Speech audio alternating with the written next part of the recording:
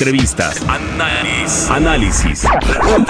La actualidad es la noticia. Reporte W. El contexto de lo que sucede en Jalisco. W Radio Guadalajara. Vamos a escucharnos. ¿Qué tal? Bienvenidos a este espacio Reporte W en el 1190 de AM. Esta mañana presentaremos el tema ¿cuáles son las dificultades académicas que tienen las personas sordas en su formación educativa? ¿Cuáles son esas barreras en los diferentes niveles escolares? ¿Y qué se debe hacer por parte del Estado para garantizar el derecho a la educación de todas las personas sordas? Les saluda Priscila Hernández al micrófono. Un gusto que nos acompañe esta mañana en Reporte W, un espacio abierto para que los reporteros y las reporteras podamos analizar, debatir y profundizar en aquellos temas que algunas veces usted puede escuchar en los cortes informativos y que seguramente dan para más, para conversar más, para reflexionar más, y es por eso que se abre ese espacio Reporte W. Y hoy, esta mañana, un tema importante para abordar particularmente una condición, unas circunstancias de la población con discapacidad, en el caso de las personas con discapacidad auditiva, las dificultades académicas a las que se enfrentan, no solamente de parte del Estado, hay que decirlo también que hay un contexto de discriminación social que impide que las personas sordas puedan desarrollarse plenamente y garantizar su acceso a la educación.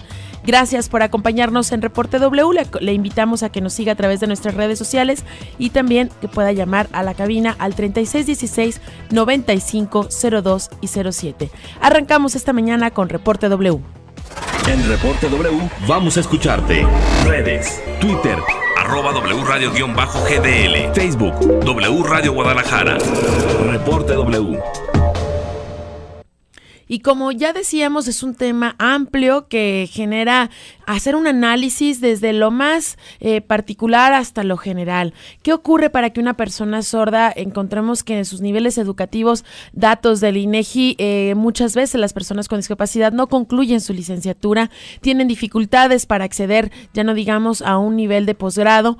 ¿Qué pasa en la vida diaria, en la académica y en lo social para que una persona sorda tenga dificultades? Agradecemos esta mañana la oportunidad de conocer este tema desde diferentes perspectivas.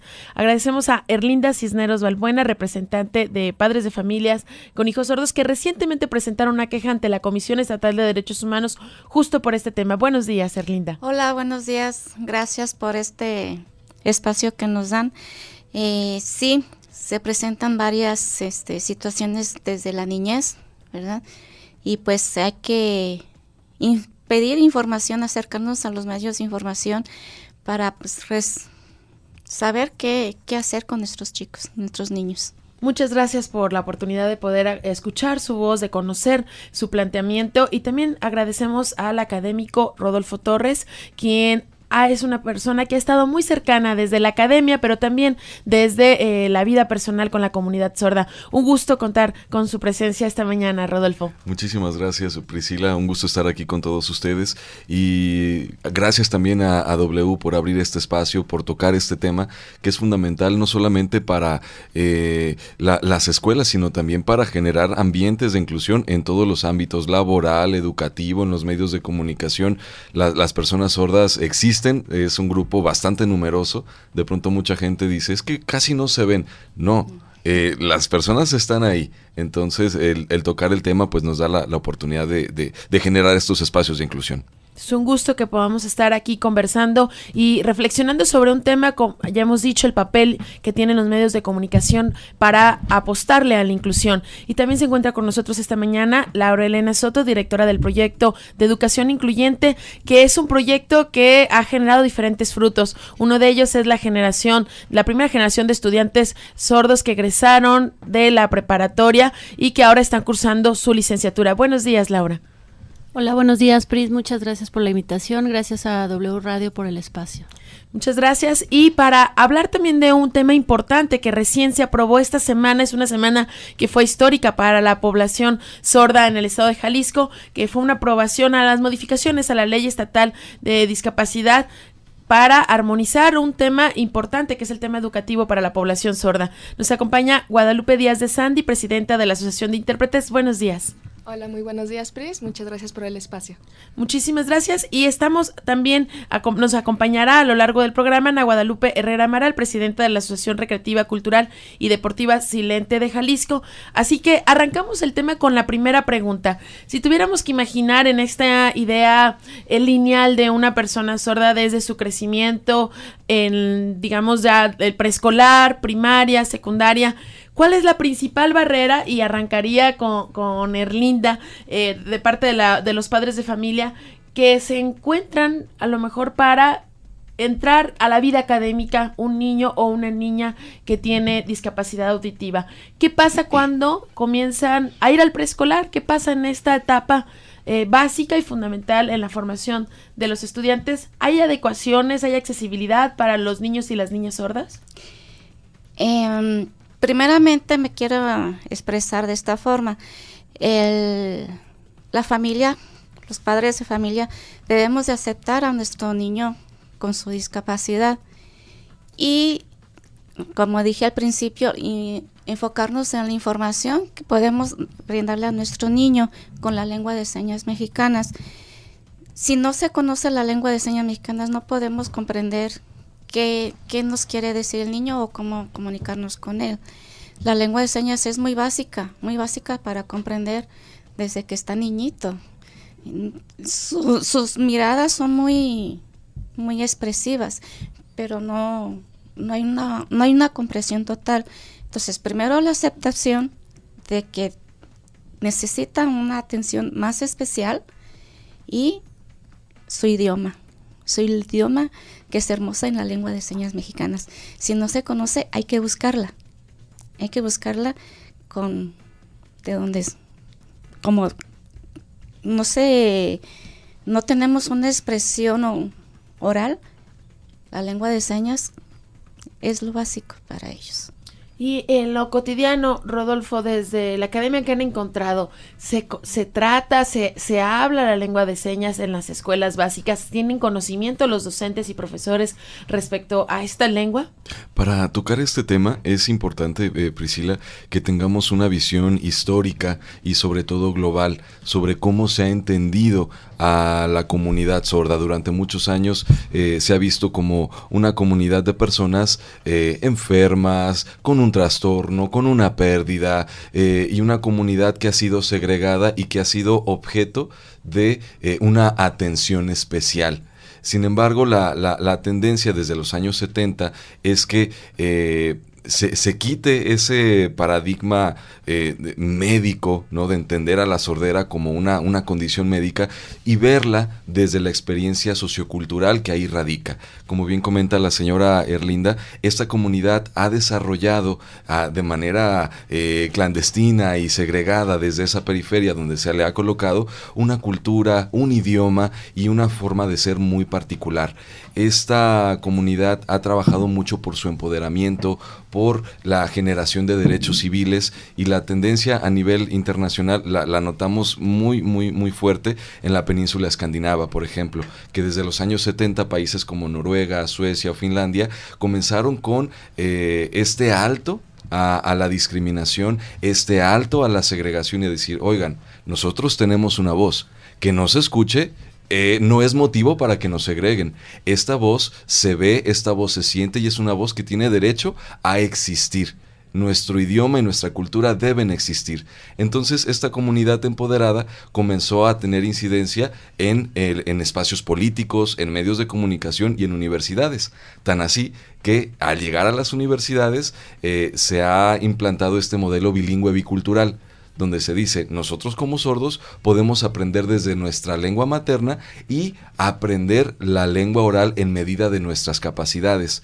¿A qué me refiero? A que algunos puedan leer los labios, algunos puedan verbalizar, algunos puedan escribir, pero siempre en función de sus capacidades y entendiendo la lengua oral como una segunda lengua. La lengua principal debe ser la lengua de señas mexicana. Este enfoque lamentablemente llegó de manera tardía a países latinoamericanos. Por ejemplo, aquí en México todavía hasta el año 2000 se veía como no conveniente que los sordos aprendieran desde la lengua de señas mexicana y se les imponía el español. Imagínate tú una persona a la que se le impone un idioma que su misma naturaleza no es capaz de desarrollar. Yo orgullosamente soy hijo de padres sordos. Y mis papás me cuentan que cuando ellos iban a la escuela, y aquí Lupita no me dejará mentir, con quien comparto esta bonita experiencia de vida, a nuestros papás, por ejemplo, les prohibían utilizar las manos para comunicarse, les pegaban, se las amarraban, una cuestión muy violenta, para imponerles el español, para generar personas que pudieran hablar y comunicarse con la sociedad. Lamentablemente ese modelo oralista no ha tenido resultados, porque tienes personas que pueden verbalizar palabras o leer, pero no las entienden. Mi mamá te puede leer un texto y te dice, mira, aquí dice, el ferrocarril va muy rápido. Y me pregunta, ¿qué es ferrocarril? ¿Qué significa esa palabra? La puede leer, la puede hablar, pero no la entiende. Y ese es el gran problema que ha tenido nuestro sistema educativo, que se ha visto a los sordos como objetos en los cuales se les debe imponer un sistema en lugar de reconocerles sus formas naturales de comunicación, su idioma, un idioma que ha existido desde los inicios de la humanidad. Imagínate. Y esta tendencia sería normalizar, y ya se ha hablado bastante en el tema de discapacidad, el modelo médico y el modelo asistencialista a un modelo de derechos humanos. Hay que recordar que México firmó y ratificó la Convención sobre los Derechos de las Personas con Discapacidad, que no es que quiera, que no es que tenga buenas voluntades, sino que tiene las obligaciones para garantizar el derecho a la educación, entre otros derechos más de las personas con discapacidad. Y uno de los puntos claves de esta convención es cambiar este enfoque que ya decía Rodolfo de el asistencialista, el enfoque que muchas veces los medios de comunicación hemos participado, como la entrega de silla de ruedas, la entrega de aparatos auditivos, y que es solamente un evento donde se toman la fotografía, asisten las personas con discapacidad, pero no hay un seguimiento, e incluso lo que se busca es normalizar, desaparecer la diferencia para normalizar. Y pensando en este punto, cómo se ha anulado el fomento de la lengua de señas, aunque ha habido cambios recientemente, desde la experiencia, Laura Elena Soto, desde Educación Incluyente, ¿qué encuentran? Ustedes están llevando a cabo este proyecto en la preparatoria número 7 y ahora también en la licenciatura en el Centro Universitario de Ciencias Sociales y Humanidades. Pero ¿cómo llegan estos jóvenes con esto que ya nos explicaba Rodolfo y Erlinda? A lo mejor muchas personas están en sus casas, no sabemos dónde están o no sabemos prácticamente. Yo he insistido que la discapacidad podrían estar ahí ahora mismo en algún lugar, en algún poblado, y que seguimos negando su existencia porque no salen. Pero ¿qué pasa con aquellos que llegan a la preparatoria? ¿Cuáles son las condiciones en las que llega un estudiante? ¿Son iguales a la de un estudiante sin discapacidad, Laura?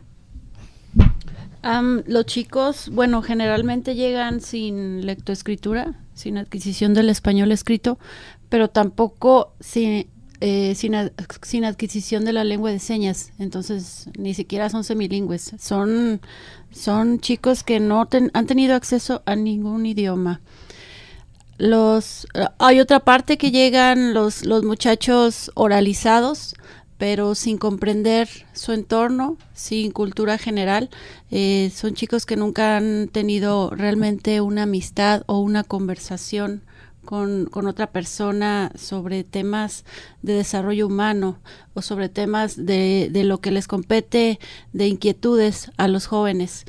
Esto, pues bueno, implica muchísimo trabajo, un trabajo con personal multidisciplinario en la asociación civil,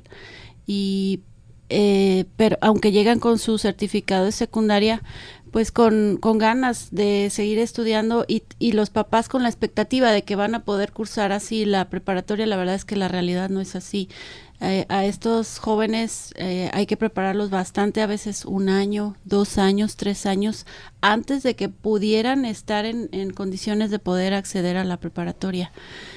En base a esta situación, todos los padres de familia de la Asociación Civil de Educación Incluyente interpusieron una queja ante la Comisión Estatal de Derechos Humanos recientemente, el pasado mes de junio, por la falta de educación inclusiva, gratuita, obligatoria y de calidad en lengua de señas mexicana de nuestros hijos sordos, así como por la falta de promoción y reconocimiento de la educación a su identidad y pluralidad cultural y lingüística. Quiere decir que cuando se ejercen ellos la violación al derecho humano a la educación, por consecuencia se ejerce la violación a todos los demás derechos.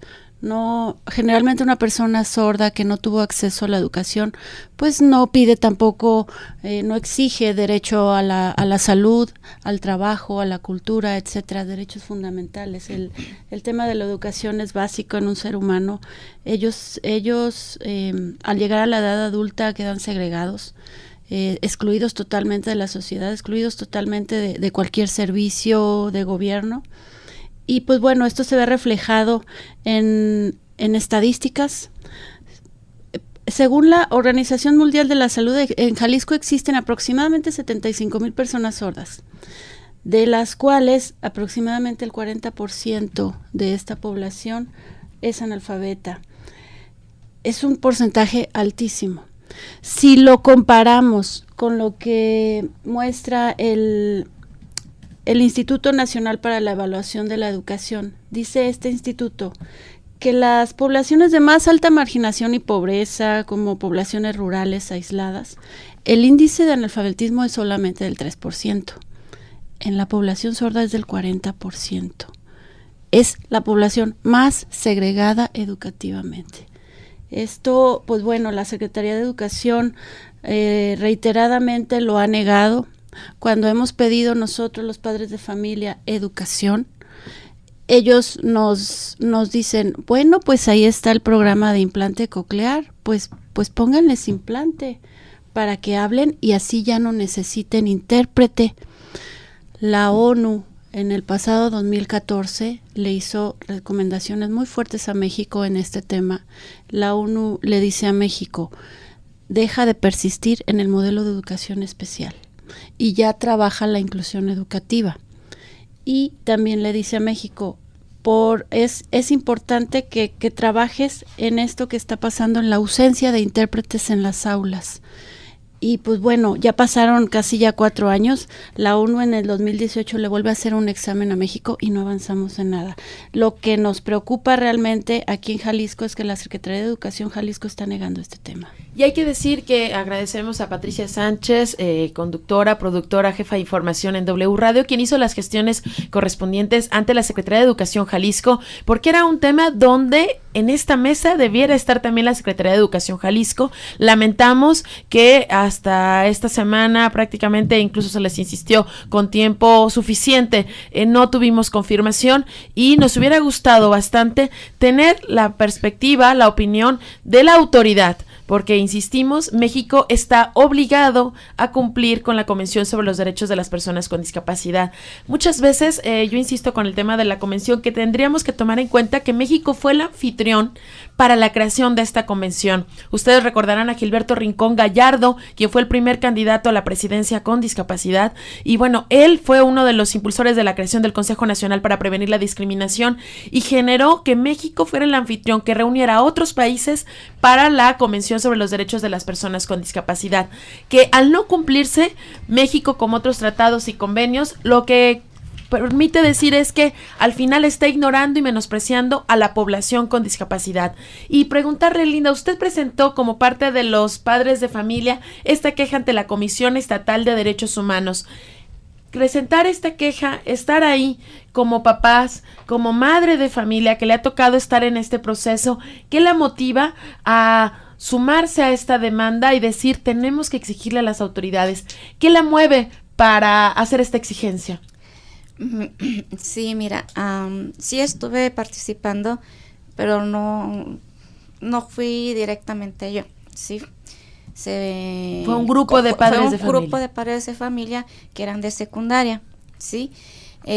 Pero yo como representante de padres de familia, sí, sentimos como padres de familia un rechazo de la Secretaría de Educación, porque no nos ha dado ni siquiera un buenos días, no nos ha dicho disculpen, no podemos asistir, disculpen, programamos otra cita, nada.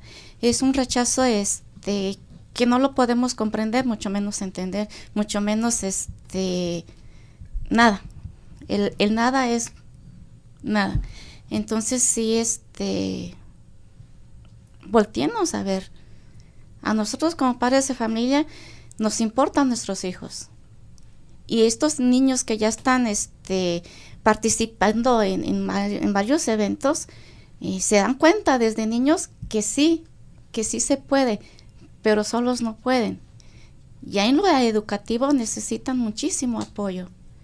En la familia se aprenden valores, pero en lo académico reforzamos más los valores educativos. Entonces, por favor, secretario, haga acto de presencia.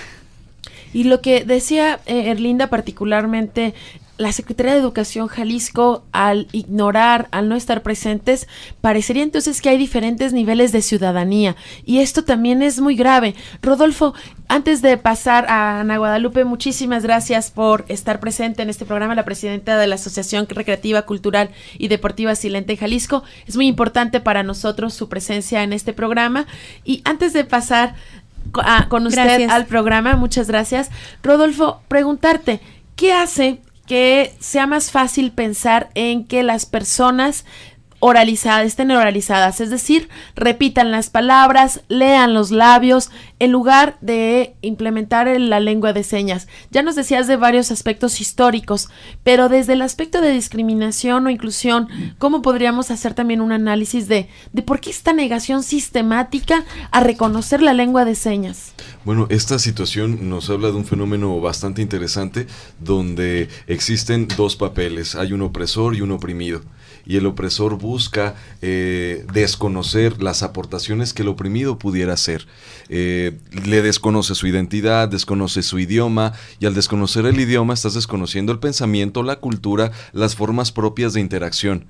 Y lo más triste de esto es que el oprimido pierde noción de sí, pierde esa unicidad, esa identidad y ese carácter colectivo. Lo más interesante de esto es que desde esa parte de los oprimidos, y Paulo Freire, un gran pedagogo brasileño, lo señalaba, desde la visión de los oprimidos puede existir un carácter de resiliencia.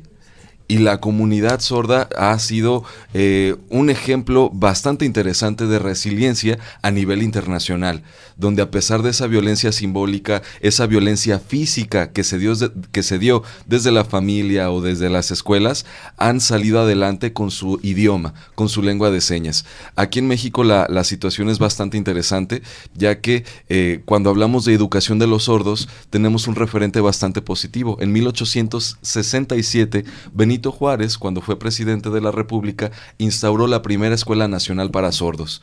Él sentó las bases reconociendo esa diversidad. Contrató a uno de los mejores maestros provenientes de Francia, que es el país donde se institucionaliza, se esquematiza la lengua de señas desde la educación. Benito Juárez lo invita, Eduardo Huet, y fundan esta escuela.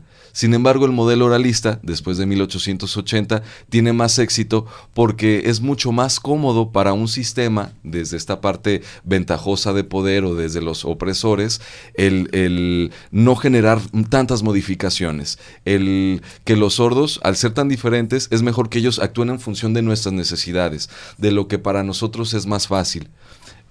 A estas alturas, a mí me ha tocado incluso escuchar, Laura no me dejará mentir, que hay universidades o que hay escuelas que tienen mucho esta visión tecnocéntrica y dicen, ¿intérpretes para qué? Se ven muy feos, parecen changos utilizando la lengua de señas. ¿Por qué les estamos enseñando la lengua de señas a esos muchachos? Porque nada más eso es segregarlos, porque no hablan. En nuestra cultura tenemos mucho el dicho de quien no habla, Dios no lo oye. Entonces estas personas ya están condenadas. Mejor hay que comprarles unas tabletas, por ejemplo, y que la tableta traduzca todo lo que el entorno audible está generando. Eso no funciona porque una lengua no se sujeta a la programación de una tableta. La lengua de señas es oficialmente un idioma.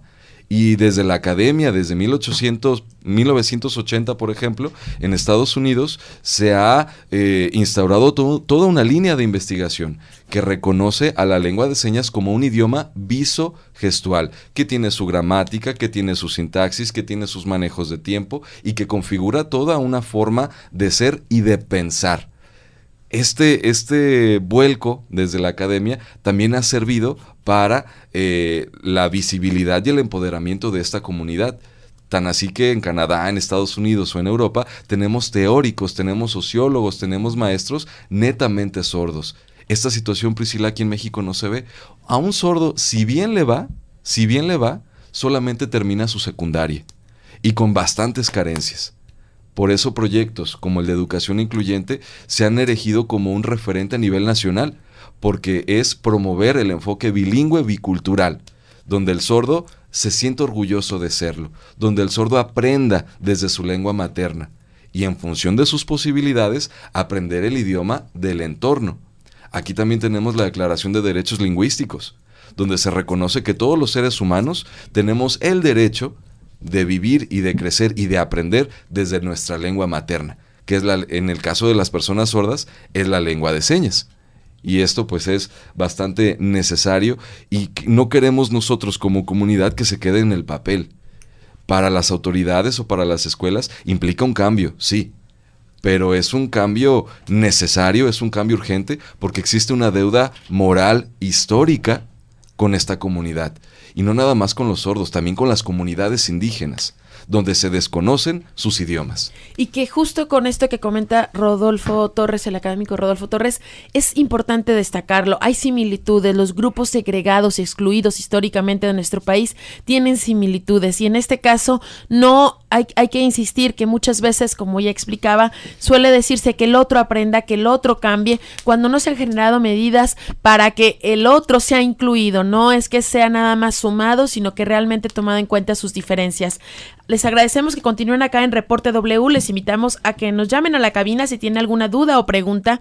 Es válido no saber, es válido no conocer, muchas veces la discriminación nace desde este desconocimiento, así que si usted tiene alguna duda o pregunta, llame, anímese, seguramente está ahí escuchándonos y que claro, también ahora nosotros en la segunda parte del programa vamos a afinar estos detalles para tener la interpretación simultánea y que las personas sordas puedan acompañarnos como se debe a través de redes sociales en nuestro Facebook streaming que tenemos. Nuestros números telefónicos son 3616-9502 o también 3616-9507. Quédese aquí con nosotros en Reporte W 1190 de AM. Vamos a un corte y regresamos. Reporte W. Teléfonos 3616-9502 y 07.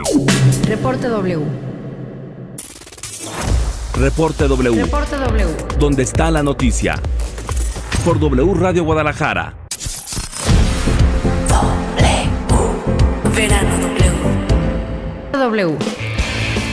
Regresamos a Reporte W, el contexto de lo que sucede en Jalisco. W Radio Guadalajara. Vamos a escucharnos. Reporte W. Teléfonos 3616-9502 y 07. Reporte W. Bueno, continuamos en Reporte W con el tema de esta mañana, cuáles son las dificultades académicas que tienen las personas sordas en su formación educativa. Gracias a quienes nos acompañan en Facebook Streaming, estamos aprendiendo como medio de comunicación, a hacer radio también simultánea con interpretación en lengua de señas para que nuestro programa llegue justo a quienes deseamos que llegue también, que es a las personas sordas. Así que esta segunda parte del programa contaremos con la amable interpretación por parte del equipo de la Asociación de Recreativa, Cultural, Deportiva y Silente en Jalisco.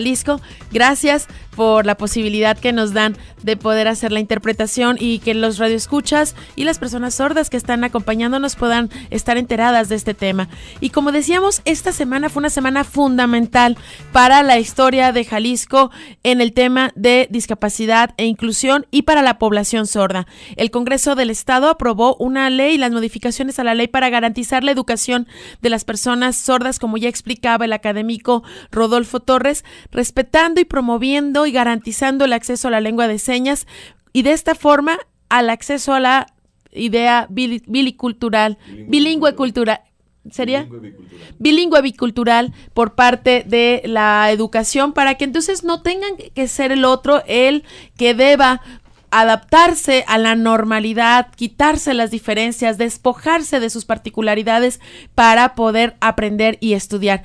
Agradecemos a la diputada Fela Pelayo, quien nos acompaña vía telefónica. Buenos días, diputada. Bueno, no la escuché. Buenos días. Buenos días, diputada. Pues preguntarle, usted fue una de las principales impulsoras y promotora de estos cambios en la ley estatal en discapacidad.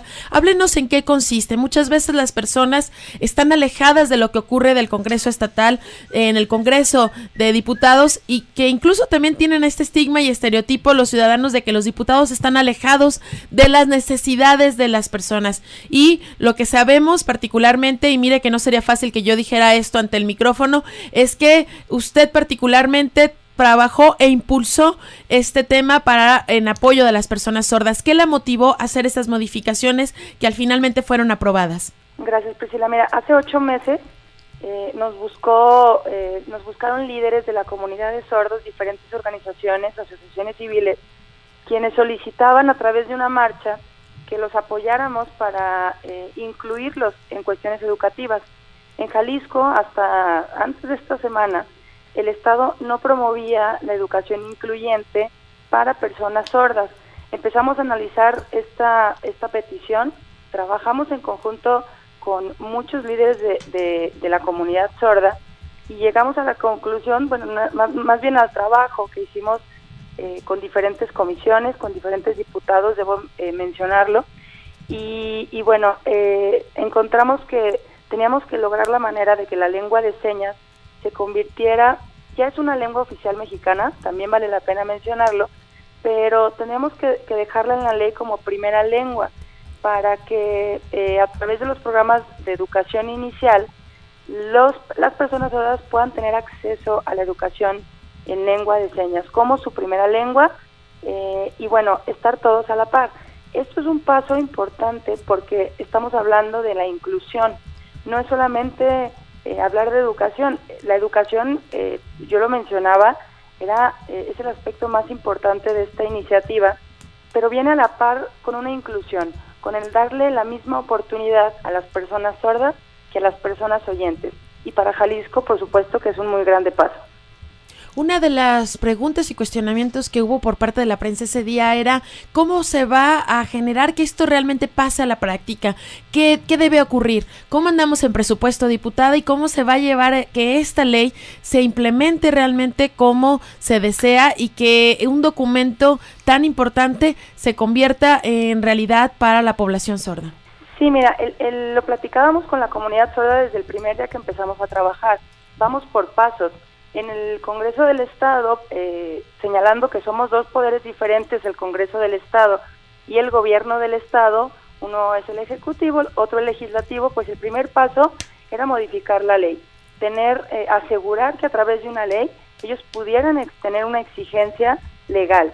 Y entonces lo que nosotros vamos a estar buscando, primero esperamos que por haber sido una iniciativa que se aprueba por parte de todos los legisladores, de todos los grupos políticos que existen dentro del Congreso, se tenga ya planteado por parte del Gobierno del Estado que en el presupuesto de este año nos envíen el presupuesto con las modificaciones necesarias para poder operar esta nueva ley. Sin embargo, en caso de que el Gobierno del Estado no envíe esas modificaciones, nosotros, por supuesto, que como parte de nuestro trabajo y impulsando el trabajo que se realizó, vamos a estar buscando que efectivamente se asigne un presupuesto. De repente se puede confundir oye, sale una ley sin presupuesto. Eso no sucede así, o sea, no te aprueban una ley y te la aprueban con presupuesto. Para explicarle también a la gente, tú buscas que se reforme, tú buscas una iniciativa de ley para tener una certeza jurídica de que algo suceda. Ahora, el segundo paso precisamente es darle dientes, asignarle algún presupuesto, pero eso viene por parte del Ejecutivo. Estamos esperando que tanto el secretario de Educación como el gobernador tengan a bien tomar en cuenta esta decisión que se toma por el Legislativo para que posteriormente nosotros podamos aprobarlo desde nuestras curules. Pues le agradecemos a la diputada Fela Pelayo la claridad con la que nos explica cuál es el proceso, también tomando en cuenta la división de poderes en este país, y seguimos en contacto. Seguramente habrá otras iniciativas que tienen que ver con el tema de inclusión o seguramente con grupos vulnerables, como en este caso de las personas sordas. Gracias, diputada, por la posibilidad. Al contrario, muchísimas felicidades por tener un intérprete el día de hoy en tu programa. No, al contrario, muchas gracias, y la verdad que nos parece interesante tomar en cuenta que, mire que en seguimiento periodístico, como decíamos, Reporte W, los reporteros podemos contar un poco más, y me toca ver muchas veces cómo se entregan una vez al año, varias veces, digamos, en diferentes dependencias, aparatos auditivos, sillas de ruedas, y se hace esta entrega que tiene que ver con un modelo asistencialista, pero ahora particularmente esta ley conozco de forma cercana. Ahora ya hablaremos con la población sorda, con Guadalupe Díaz de Sandy por parte de la Asociación de Intérpretes. ¿Qué implicó esta ley? Y que se haya tomado en cuenta la voz de los ciudadanos es algo para destacar. Muchas gracias, diputada. Muchísimas gracias, al contrario, gracias a ustedes. Y para continuar sobre este tema, muchísimas gracias a Ana Guadalupe Herrera Amaral, presidenta de la Asociación Recreativa, Cultural y Deportiva Silente de Jalisco. ¿Qué opina usted sobre la aprobación de esta ley para que desde la escuela y desde en todos los niveles educativos se promueva el uso de la lengua de señas? Antes quiero agradecerte la invitación y la verdad fue una semana realmente muy muy emotiva, nos sentimos muy contentos, es algo histórico para la comunidad sorda a nivel nacional, de verdad es una ley que pues finalmente rompe barreras, no siempre había habido estas barreras, pero ahora trabajando con el colectivo ya durante estos 6 meses, lo que pretendemos es que los niños tengan el acceso a la lengua de señas. Era realmente algo imposible para algunos de nosotros, lo habíamos pensado así, pero tras ver en todo el estado, en toda la república ese tipo de barreras, sí fue algo complicado. Por ejemplo, el día 28, que fue el día que pues es el Día Nacional del Sordo, y más sobre todo estas cuestiones que nos han visto que paso a paso se ha trabajado. Lupita nos comentó ya por fin esta semana va a salir ya aprobada esta ley, y la verdad yo tenía las dudas, así como de verdad esto es cierto, de verdad el que los niños puedan tener la atención adecuada en su lengua de señas realmente es algo muy emocionante. Para mí fue algo muy difícil, tuve muchas barreras tanto en todo el nivel educativo, y siempre decían pues es que los niños no pueden, ¿no? Pero el que ahora los niños sordos tengan este acceso desde pequeñitos, de verdad fue como un balde de agua fría para mí, la emoción, el llanto, pero realmente fue todo de felicidad gracias a esta ley. Ya era hora de que los niños sordos tengan el acceso, de que los maestros implementen la lengua de señas en el aula, de que se trabaje con los intérpretes, y sobre todo es algo histórico a nivel nacional. Ya he recibido muchas felicitaciones de muchos líderes sordos, que gracias al colectivo se ha logrado esto, y la verdad ha sido un buen trabajo en equipo, y todo esto ha generado que otros líderes sordos también quieran trabajar con el colectivo. Me han solicitado apoyo, que les enseñemos cómo gestionar estas situaciones para que no sea solo Jalisco, que no sea la etapa de oscuridad de la comunidad sorda termine, que no sea solo visto como cuestiones de terapia, que hay que solucionar la sordera con terapia. No, hay que ver al niño sordo como persona sorda con acceso a su lengua. De verdad estoy muy agradecida también con la diputada Fela, me siento muy contenta y muy agradecida por todo el apoyo que ha dado a la comunidad sorda. Muchísimas gracias. Y Ana Guadalupe, preguntarte cómo resolviste desde la academia como estudiante que no hubiera un intérprete mientras tú estabas estudiando. ¿Cómo nos lo contarías a las personas que no tenemos discapacidad y que no imaginamos cómo es no tener un intérprete en el salón? Sí, claro, mira, en verdad al recordar mi niñez, por ejemplo, desde el kinder, siempre me veían como persona con discapacidad, pobre niña, ¿no? Entonces, siempre fui una persona sociable, pero pues para mí pues no había niños sordos en mi kinder, por ejemplo. Era el estar con los maestros, más bien en mi kinder todos éramos sordos. Mi maestro era el maestro Alejandro era también sordo, y siempre tuve como la identidad de una persona sorda adulta, lo cual me llevó a llevar esta identidad sorda para mí. En el caso de la familia, siempre tuve comunicación con mi familia. Usábamos como mímica clasificadores en casa para poder comunicarnos. El problema fue cuando entré a secundaria, ¿no? Mi identidad sorda no se perdió, no tenía un maestro sordo. Fue ahora sí que estar con personas oyentes. La verdad fue algo muy triste para mí. Fue una situación pues sí complicada, mucho peor aún en la preparatoria porque no tuve intérprete. Sí, entonces buscar quién tuviera el acceso fue muy complicado. Mi mamá me dijo, es que tú ya no puedes tener el acceso a la prepa. Yo quería realmente tener los mismos derechos educativos que una persona oyente, y me dijeron, es que tú ya no puedes. Tienes que irte a algún taller de costura, algún taller. Fueron las recomendaciones de los maestros de la escuela y pues la verdad yo buscaba ser maestra. Yo quería tener pues más nivel educativo y también entramos queríamos el acceso a más personas, pero no solamente eran personas oyentes. Así que una de mis compañeras, ella sí logró graduarse, se sintió feliz, pero en sí pues no tenía todavía el acceso a nivel en este caso de bachillerato, una licenciatura. Así que entras a trabajar, que es lo único que te oferta ya el sistema, y ya empezamos pues a trabajar más en las cuestiones de derechos humanos, de la ley, un comité nacional, y había Eric, un presidente. Él fue un presidente sordo, y también Ernesto Escobedo, que son líderes sordos de México, que me fueron enseñando a mí cómo empoderarme, y realmente todos estos temas me han ayudado mucho a darme cuenta que a nivel nacional e internacional debemos de sentirnos orgullosos de ser sordos.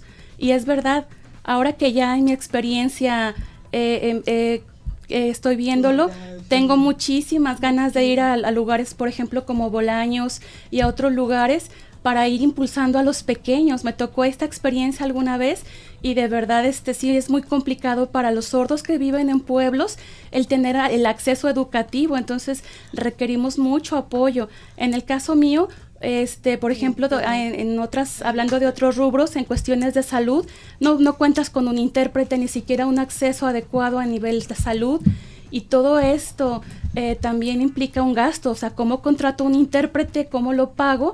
También si es mi puente de comunicación, ¿no? Entonces, todo esto te va, pues, a nivel educativo, pues también, ¿no? Ahora, pues, gracias a Dios y a Educación Incluyente, me invitan a trabajar con ellos, y la verdad, no me sentía yo capaz, la verdad. Pero cuando me invitan a trabajar a Educación Incluyente me doy cuenta que desde su experiencia en cuanto a generación de proyectos y el trabajo en conjunto con los intérpretes y el buen ejemplo que nos dan de equipo de trabajo, se pueden lograr muchas cosas. En el caso de los niños y jóvenes que han tenido una experiencia diferente a la mía, veo ahora desde otra perspectiva que les hace falta tan solo muchísimas cosas, tan solo la situación en cuanto a psicología, atención psicológica, y todo esto en Educación Incluyente con el equipo disciplinario realmente se puede trabajar y ayudar a la persona sorda. Los jóvenes sordos necesitan este tipo de trabajo, necesitan que este equipo disciplinario trabaje a favor de ellos. Ahora actualmente, ya como presidenta de la Asociación Silente Jalisco, en la cual tengo recientemente 3 meses, pues me ha ayudado muchísimo el haber estado trabajando en Educación Incluyente. Me enseñaron bastante, y pues esto es un poco de mi experiencia. Muchas gracias a Ana Guadalupe Herrera Amaral, presidenta de la Asociación Recreativa Cultural Deportiva Silente de Jalisco, y para hablarnos en qué consisten las modificaciones a la ley, qué puntos específicos se tomaron en cuenta para generar esta felicidad y alegría, que hay que decirlo, que como reporteros muchas veces vemos que en el Congreso hay molestia y enojo por el aumento a salarios, de los sueldos de los diputados, porque no asisten, porque se lleva a cabo lo que tan mal se llama este horario legislativo, hay varios vicios en el Congreso del Estado, pero también habrá que reconocer que se legisla y muchas veces se legisla en pro de cierta población, y en este caso yo les podría decir, de la cobertura que llevo de temas con discapacidad, la población con discapacidad muchas veces a lo mejor no denuncia o demanda todo lo que vive, porque sería todos los días hacer una denuncia de la discriminación, de los obstáculos, pero cuando destaca algo hay que tomarlo en cuenta, porque particularmente esta ley Guadalupe Díaz de Sandy generó emoción en la población sorda.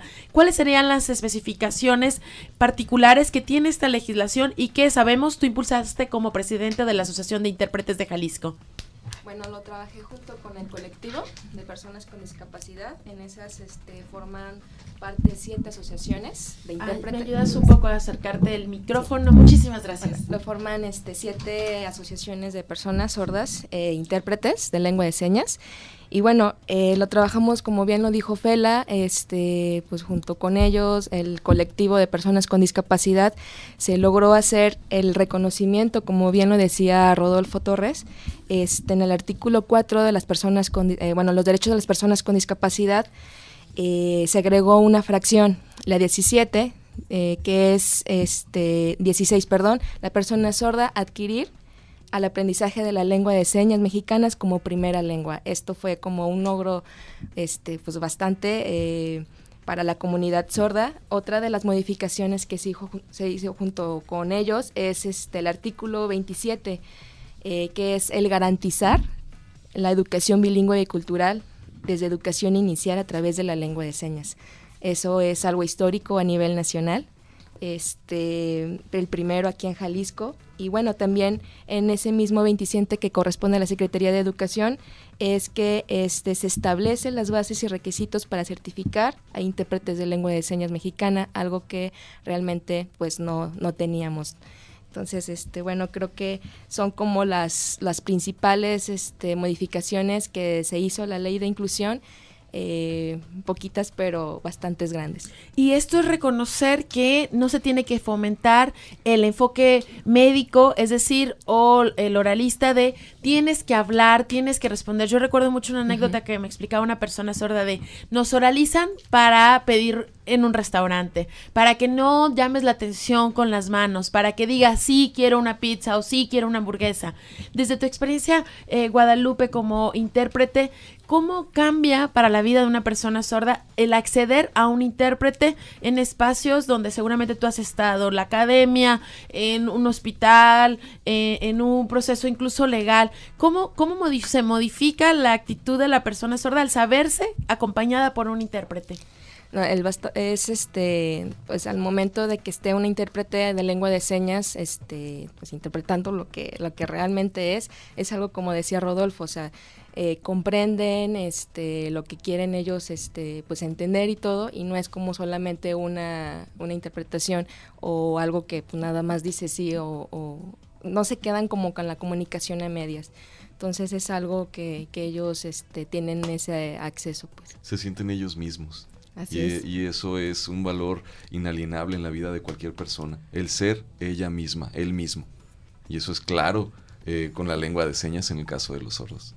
Ahora que ya está aprobada estas modificaciones a la ley, ya explicaban lo que implica no solamente para el poder en este caso legislativo, sino ahora el ejecutivo. ¿Ustedes qué destacaron que deba seguirse haciendo desde el Congreso para modificarse legislaciones? ¿Ubican otros cambios urgentes que deban darse desde el Congreso? Primeramente solamente en cuestión del presupuesto, igual nosotros como colectivo hacer esa agenda social, no sé, también como que no se queden, o sea, que no se olviden pues de estas modificaciones y que realmente se apliquen. Laura Elena Soto, por parte de Educación Incluyente, que como decíamos desde la Universidad de Guadalajara ya egresó la primera generación en preparatoria y ahora estudia en la licenciatura, y como madre también de una joven sorda que fue, digamos, clave, Eleni Gamboa, que recibió el Premio Estatal de la Juventud. ¿Cómo recibiste esta noticia de estas modificaciones a la ley estatal? Híjole, la verdad es que toda esta semana ha sido bien intensa. Nos avisaron apenas un día antes cuando ya iba a ser la sesión en el Pleno del Congreso. Ya esperábamos esta sesión, pero no sabíamos exactamente qué día. Entonces sí fueron muchas emociones. Pensábamos que iba a ser un poco más difícil esa misma sesión, porque ya llevamos trabajando esto desde hace 8 meses. Hemos estado apoyando a la diputada con fundamentos. El equipo de trabajo de la diputada ha hecho una labor inmensa, nos han asesorado mucho. Al principio teníamos una propuesta, después fue cambiando la propuesta porque nuestro país aún no está listo para la propuesta inicial que hicimos. Entonces este cabildeo, estas negociaciones duraron muchos meses, fue bien pesado. La propuesta inicial que teníamos, a la que se aprobó esta semana, sí fue diferente. Ya sabíamos que esta sesión ya iba a ser la definitiva. Estuvimos acompañando también a las diferentes comisiones que trabajaron esta propuesta, de la Comisión de Educación de ahí del Congreso, la Comisión de Cultura, la Comisión de Derechos Humanos. Al final, a la misma presidenta de la Comisión de Puntos Constitucionales dice, excelente, adelante. Y la verdad, esa era la comisión un poco más complicada que nos daba un poco de temor de que nos fueran a rechazar la iniciativa. Ya habíamos pasado el trabajo más pesado en estos 8 meses. Todo ese cabildeo ya había pasado. El trabajo de la diputada Fela es enorme. Hace una gran, incide bastante en todas las fracciones parlamentarias. Es fundamental esto, todo lo que se hace interno en el Congreso. Ahora ya conocemos más de cerca el trabajo del Congreso y la verdad que sí se trabaja. Diputados de otros partidos nos apoyaron muchísimo. Ellos estaban con la actitud del cómo sí se pueda lograr. No es un rechazo así nada más porque sí, sino es la primera iniciativa nuestra es, bueno, ahorita no se puede. México no está tan adelantado, pero se pueden hacer otras cosas y nos asesoraban también. Estuvo ahí presente en esta sesión de esta semana la comunidad sorda, estuvieron presentes padres de familia, niños sordos, jóvenes sordos, intérpretes, y fue una emoción muy grande. Esto es fundamental. Se ha dado un paso histórico, íbamos avanzando muy lento, y de repente ya este martes se da un paso enorme. Esto le da muchísimo avance a la cultura sorda, a la lengua de señas, al reconocimiento a la pluralidad cultural y lingüística de la comunidad sorda, que esto solo se daba en las comunidades indígenas.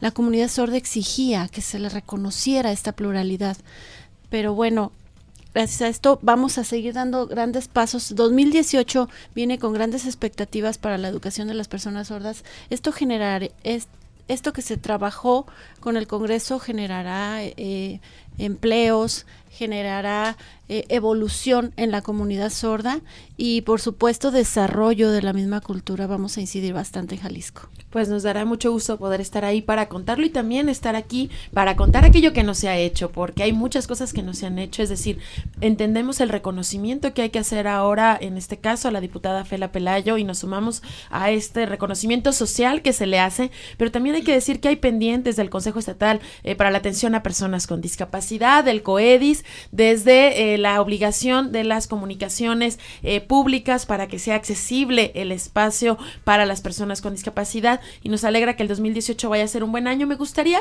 cerrar con una frase de cada uno sobre, ya hablábamos de este reconocimiento que genera que una persona sorda pueda utilizar la lengua de señas, y como este tema, como el gran paraguas o este gran marco para hablar del tema educativo. ¿Qué se gana cuando se apuesta al diferente, a la inclusión? Desde su experiencia, ¿qué se gana para alguien que está en su casa cuando se suma la diferencia y que se incluyen las personas sordas? ¿De qué nos estamos perdiendo y de qué se están perdiendo todos aquellos que por discriminación no toman en cuenta a la población sorda? ¿Qué alguna frase o alguna palabra que ustedes dirían, todo esto estamos perdiendo al no tomar en cuenta la cultura sorda? Para Erlinda Balbuena, de padres como madre de familia y quien ha tenido la experiencia de educar y formar a una persona sorda, ¿qué nos diría? Pues que no nos rindamos, que nos unamos más porque lamentablemente aquí en la ciudad hay padres de familia que no se informan. Ya se abrieron varias puertas y las puertas están abiertas y hay que unirnos más. Muchísimas gracias. Para Rodolfo Torres, académico, ¿qué sumamos cuando apostamos a la inclusión y qué perdemos cuando no la sumamos? Ganamos el ver otras formas de entender el mundo, de entender la existencia humana, de entendernos a nosotros mismos.